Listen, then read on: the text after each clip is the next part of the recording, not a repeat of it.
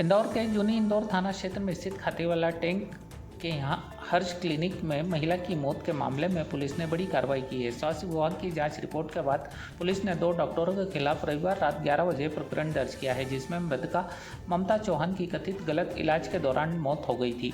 जिसके बाद सीएमएचओ की विस्तृत जाँच रिपोर्ट सामने आने के बाद पुलिस ने केस दर्ज किया है। दरअसल यह मामला जूनी इंदौर क्षेत्र के खातीवाला टैंक में स्थित हर्ष क्लिनिक का है, जहां ममता चौहान नामक महिला की इलाज के दौरान मौत हो गई थी। परिजनों ने आरोप लगाया था कि गलत उपचार के कारण उनकी जान गई है, जिसके बाद मृतका का बेटे द्वारा लगातार इस मामले को लेकर पुलिस और न्यायालय का दरवाजा खटखटाया। इसके बाद स्वास्थ्य विभाग ने पूरे प्रकरण की जाँच शुरू की।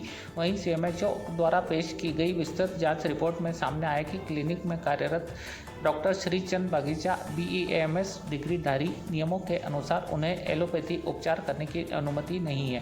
बावजूद इसके मरीजों का एलोपैथी से इलाज कर रहे थे। वहीं इस जांच में यह भी पाया गया कि क्लिनिक संचालक डॉक्टर ज्ञान पंजवानी ने उन्हें नौकरी पर रख रखा था। डॉक्टर पंजवानी के पास पाकिस्तान से प्राप्त MBBS की डिग्री है।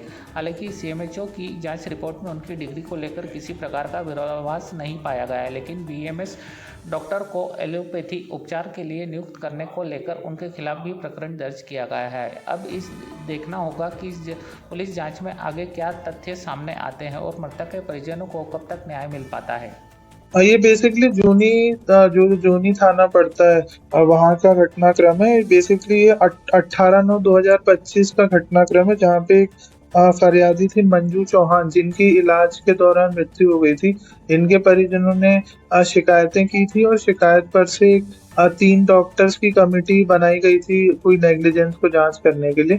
तो इसमें जो हर्ष क्लिनिक के जो ओनर थे ज्ञान एस पंजवानी और जो उनके सहायक थे श्रीचंद वागेचा, इन दोनों के खिलाफ जो जांच बिठाई गई थी, उसमें अभी हमें CMHO द्वारा रिपोर्ट प्राप्त हुई है। उसमें ये बताया गया कि जो श्रीचंद वागेचा थे, ये एलोपैथिक मेडिसिन को एडमिनिस्टर करने के लिए ये क्वालिफाइड नहीं थे और बेसिकली इनके द्वारा जो ग्लूकोज चढ़ाया गया था और जो कुछ मेडिसिन प्रिस्क्राइब की गई थी उसके लिए क्वालिफाइड नहीं थे। तो इस वजह से और इनके साथ में जो ज्ञान एस पंजवानी थे, उन पे ये आरोप लगा है कि इनने इनको अपने क्लिनिक पे हायर किया। ये भी एक नेग्लिजेंट एक्ट था। तो जो हमें रिपोर्ट मिली उसमें चिकित्सा शिक्षा संस्थान अधिनियम 1973 की धारा 7, उसके बाद मध्य प्रदेश आयुर्विज्ञान परिषद अधिनियम 1987 की धारा 21 में कार्रवाई करने की रिपोर्ट प्राप्त हुई है। तो इन दोनों धाराओं में अभी प्रथम FIR दर्ज की गई है। बाकी इसमें अभी पुलिस विवेचना कर रही है। अगर इसमें